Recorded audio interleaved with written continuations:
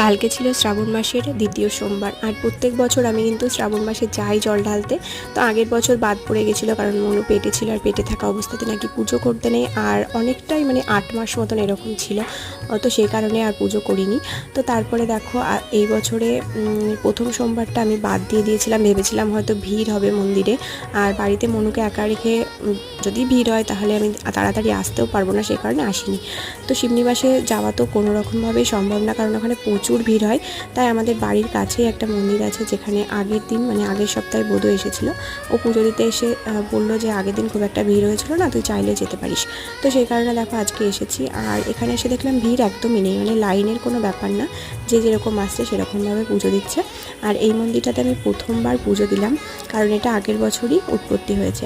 আর তারপরে দেখো এই শিবলিঙ্গটাকে আমি পুজো দিয়েছিলাম, তারপরে এখানে একটা মায়ের মূর্তি ছিল, সেখানেও একটু পুজো দিয়ে নিলাম, আর আমি আর প্রথম দুজনে এসেছিলাম।